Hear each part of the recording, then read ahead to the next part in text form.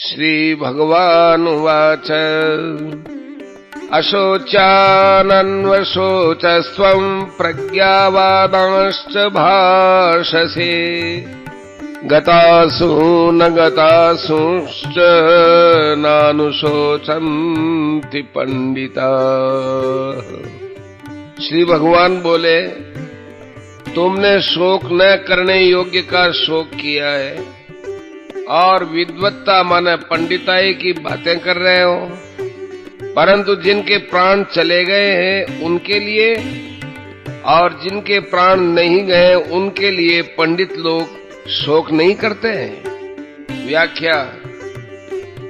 मनुष्य को शोक तब होता है जब वह संसार के प्राणी पदार्थों में दो विभाग कर लेता है कि ये मेरे हैं और ये मेरे नहीं हैं, ये मेरे निजी कुटुंबी हैं और ये मेरे निजी कुटुंबी नहीं हैं, ये हमारे वर्ण के हैं और ये हमारे वर्ण के नहीं हैं, ये हमारे आश्रम के हैं, ये हमारे आश्रम के नहीं हैं, ये हमारे पक्ष के हैं और ये हमारे पक्ष के नहीं हैं। जो हमारे होते हैं उनमें ममता, कामना, प्रियता, आसक्ति हो जाती है। इन ममता, कामना आदि से ही शोक, चिंता, भय, उद्वेग, हलचल, संताप आदि दोष पैदा होते हैं। ऐसा कोई भी दोष अनर्थ नहीं है जो ममता, कामना आदि से पैदा न होता हो, यह सिद्धांत है। गीता में सबसे पहले धृतराष्ट्र ने कहा कि मेरे और पांडु के पुत्रों ने युद्ध भूमि में क्या किया। यद्यपि पांडव धृतराष्ट्र को अपने पिता से भी अधिक आदर दृष्टि से देखते थे, तथापि धृतराष्ट्र के मन में अपने पुत्रों के प्रति ममता थी। अतः उनका अपने पुत्रों में और पांडवों में भेदभाव पूर्वक पक्षपात था कि ये मेरे हैं और ये मेरे नहीं हैं। जो ममता धृतराष्ट्र में थी वही ममता अर्जुन में भी पैदा तो हो गई, परंतु अर्जुन की ममता धृतराष्ट्र की ममता के समान नहीं थी। अर्जुन में धृतराष्ट्र की तरह पक्षपात नहीं था। अतः वे सभी को स्वजन कहते हैं, दृष्ट्वेमं स्वजनम, और दुर्योधन आदि को भी स्वजन कहते हैं। स्वजनम ही कथम हत्वा सुखिनः स्याम माधव। तात्पर्य है कि अर्जुन की संपूर्ण कुरुवंशियों में ममता थी और उस ममता के कारण ही उनके मरने की आशंका से अर्जुन को शोक हो रहा था। इस शोक को मिटाने के लिए भगवान ने अर्जुन को गीता का उपदेश दिया है, जो 11वें श्लोक से आरंभ होता है। इसके अंत में भगवान इसी शोक को अनुचित बताते हुए कहेंगे कि तू केवल मेरा ही आश्रय ले और शोक चिंता मत कर, मां शुचे। कारण कि संसार का आश्रय लेने से ही शोक होता है और अनन्य भाव से मेरा आश्रय लेने से तेरे शोक चिंता आदि सब मिट जाएंगे। अशोचानन्वशोचस्त्वं। संसार मात्र में दो चीज होती है, सत और असत, शरीरी और शरीर। इन दोनों में शरीरी तो अविनाशी है और शरीर विनाशी है। ये दोनों ही अशोच्य हैं। अविनाशी का कभी विनाश नहीं होता, इसलिए उसके लिए शोक करना बनता ही नहीं, और विनाशी का विनाश होता है, वह एक क्षण में स्थायी रूप से नहीं रहता, इसलिए उसके लिए भी शोक करना नहीं बनता। और विनाशी का विनाश होता ही है, वह एक क्षण भी स्थायी रूप से नहीं रहता, इसलिए उसके लिए भी शोक करना नहीं बनता। तात्पर्य हुआ कि शोक करना न तो शरीरी को लेकर बन सकता है और न शरीरों को लेकर ही बन सकता है। शोक के होने में तो केवल अविवेक अर्थात मूर्खता ही कारण है। मनुष्य के सामने जन्मना, मरना, लाभ हानि आदि के रूप में जो कुछ परिस्थिति आती है वह प्रारब्ध का अर्थात अपने किए हुए कर्मों का ही फल है। उस अनुकूल प्रतिकूल परिस्थिति को लेकर शोक करना, सुखी दुखी होना केवल मूर्खता ही है। कारण कि परिस्थिति चाहे अनुकूल आए चाहे प्रतिकूल आए, उसका आरंभ और अंत होता है, अर्थात वह परिस्थिति पहले भी नहीं थी और अंत में भी नहीं रहेगी। जो परिस्थिति आदि में है और अंत में नहीं है, वह बीच में एक क्षण भी स्थायी नहीं होती। अगर स्थायी होती तो मिटती कैसे, और मिटती है तो स्थायी कैसे? ऐसी प्रतिक्षण मिटने वाली अनुकूल प्रतिकूल परिस्थिति को लेकर हर्ष शोक करना, सुखी दुखी होना केवल मूर्खता है।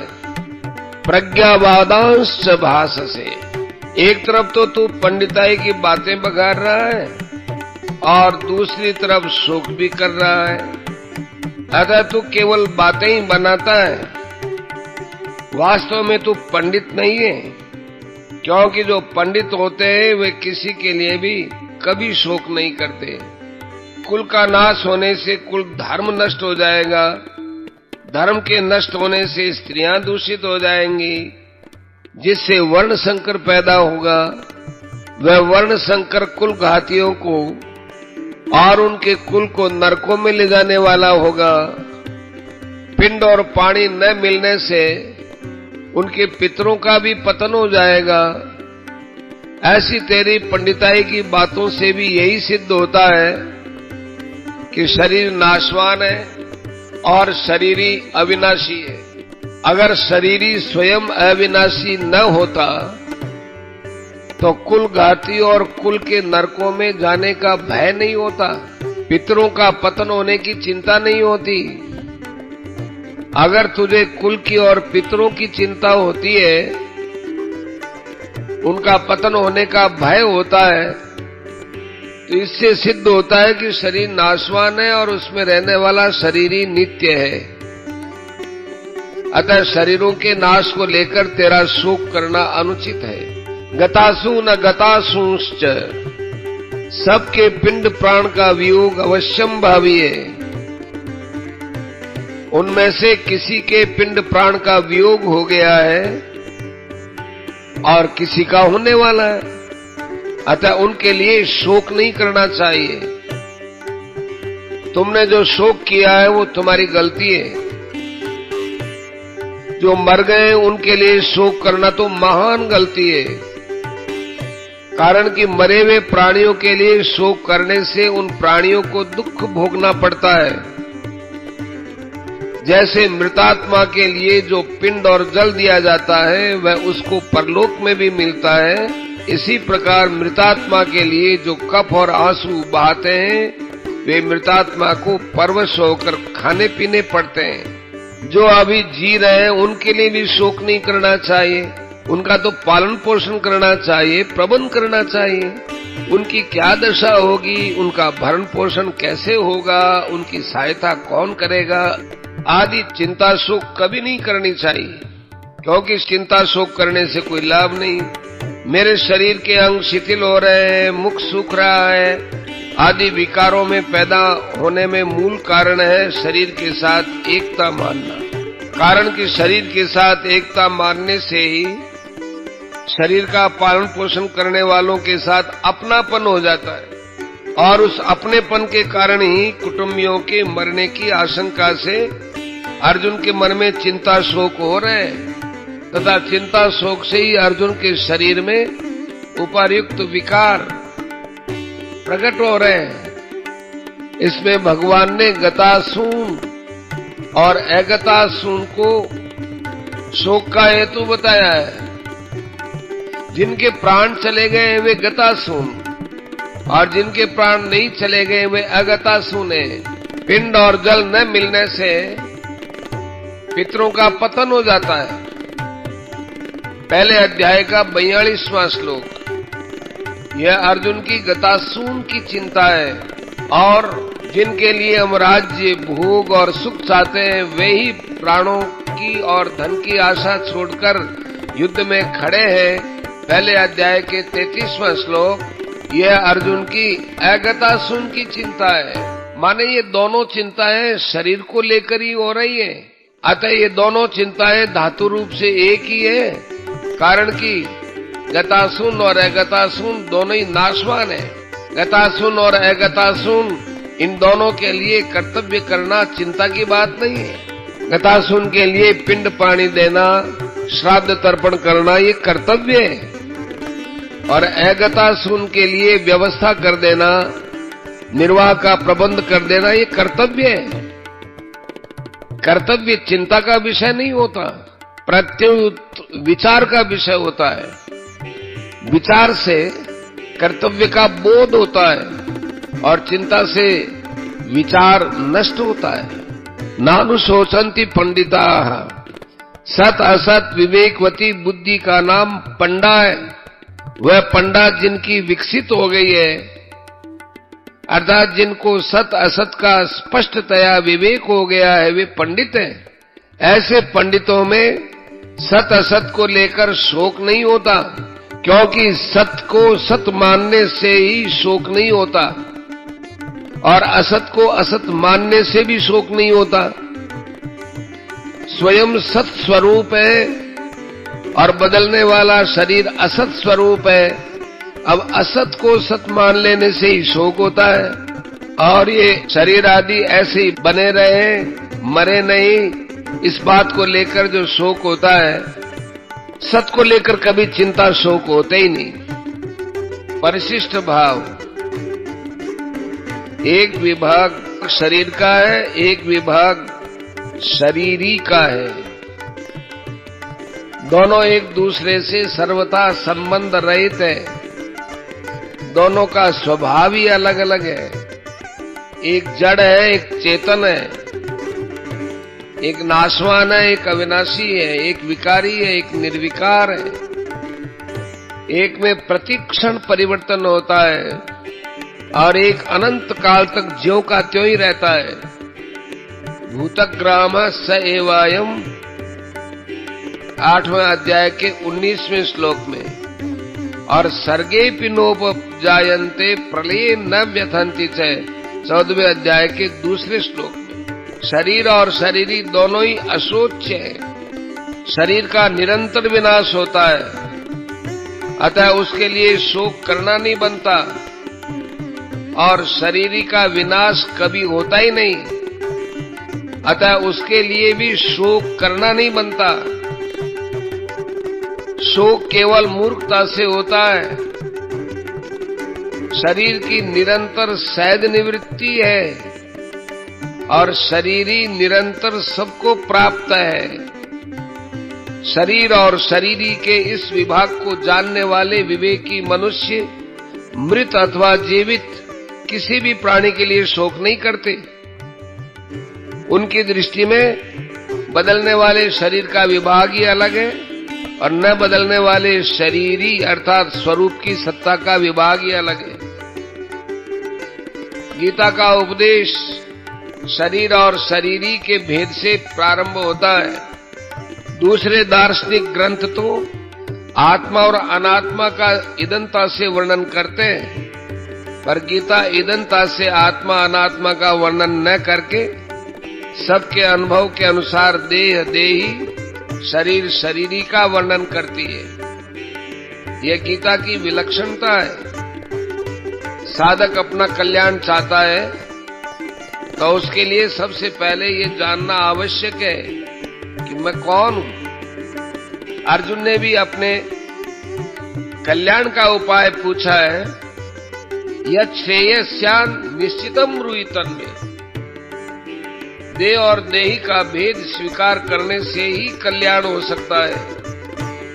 जब तक मैं देह हूं ये भाव रहेगा, तब तक कितना ही उपदेश सुनते रहे और सुनाते भी रहे और साधन भी करते रहे, कल्याण नहीं होगा। जो वस्तु अपनी ना हो उसको अपना मान लेना, और जो वस्तु वास्तव में अपनी हो उसको अपना न मानना बड़ी भारी भूल है। अपनी वस्तु वही हो सकती है जो सदा हमारे साथ रहे और हम सदा उसके साथ रहे। शरीर एक क्षण भी हमारे साथ नहीं रहता और परमात्मा निरंतर हमारे साथ रहते हैं, कारण कि शरीर की सजातीयता संसार के साथ है और हमारी अर्थात शरीरी की सजातीयता परमात्मा के साथ है। इसलिए शरीर को अपना मानना और परमात्मा को अपना न मानना सबसे बड़ी भूल है। इस भूल को मिटाने के लिए भगवान गीता में सबसे पहले शरीर शरीरी के भेद का वर्णन करते हैं और साधक को उद्बोधन करते हैं कि जिसकी मृत्यु होती है वह तुम नहीं हो, अर्थात तुम शरीर नहीं हो, तुम ज्ञाता हो। शरीर ज्ञेय है। गीता 13वें अध्याय का पहला श्लोक, तुम सर्वदेशीय हो, नित्य सर्वगत है, येन सर्वमिदं ततम्। शरीर एक देशीय है, तुम चिन्मय लोक के निवासी हो। शरीर जड़ संसार का निवासी है, तुम मुझ परमात्मा के अंश हो। ममैवांशो जीवलोके, शरीर प्रकृति का अंश है। मनसष्ठानि इंद्रियाणि प्रकृति स्थानी, तुम निरंतर अमरता में रहते हो, शरीर निरंतर मृत्यु में रहता है। शरीर की क्षति से तुम्हारी किंचन मात्र भी क्षति नहीं होती, अतः शरीर को लेकर तुम्हें शोक चिंता भय आदि नहीं होने चाहिए। शरीरी किसी शरीर से लिप्त नहीं है, इसलिए उसको सर्वव्यापी कहा गया है, सर्वगत है। येन सर्वमिदं ततम्। तात्पर्य यह हुआ कि साधक का स्वरूप सत्ता मात्र है, अतः वास्तव में वह शरीरी नहीं है, प्रत्युत अशरीरी है। इसलिए भगवान ने उसको अव्यक्त भी कहा है, अव्यक्त है वे। दूसरे अध्याय के 25वें में, अव्यक्तादीनि भूतानि, दूसरे अध्याय के 28वें में। शरीर प्रतिक्षण नष्ट होने वाला और असत है, असत की सत्ता विद्यमान नहीं है। नासतो विद्यते भावः, दूसरा अध्याय 16वां श्लोक, जिसकी सत्ता विद्यमान नहीं है, ऐसे असत शरीर को लेकर साधक शरीरी माने शरीर वाला कैसे हो सकता है। इसलिए साधक शरीर भी नहीं है और शरीरी भी नहीं है। परंतु इस प्रकरण में भगवान ने साधकों को समझाने की दृष्टि से उस सत्ता मात्र स्वरूप को शरीरी नाम से कहा है। शरीरी कहने का तात्पर्य यही बतलाना है कि तुम शरीर नहीं हो। जिस समय हम शरीर और शरीरी का विचार करते हैं, उस समय भी शरीर और शरीरी वैसे ही है, और जिस समय विचार नहीं करते उस समय भी वैसे ही है। विचार करने से वस्तु स्थिति में कोई फर्क नहीं पड़ता, पर साधक का मोह मिट जाता है, उसका मनुष्य जन्म सफल हो जाता है। मनुष्य शरीर विवेक प्रधान है, अतः मैं शरीर नहीं हूँ, यह विवेक मनुष्य शरीर में ही हो सकता है। शरीर को मैं मेरा मानना मनुष्य बुद्धि नहीं है, प्रत्युत पशु बुद्धि है। इसलिए सुखदेव जी महाराज राजा परीक्षित से कहते हैं, तम तो राजन मरिष्येति पशु बुद्धि मिमाम जही, न जाता प्रागभूतोद्य देहवत्वम न नक्ष्यसि। हे राजन, अब तुम यह पशु बुद्धि छोड़ दो कि मैं मर जाऊंगा।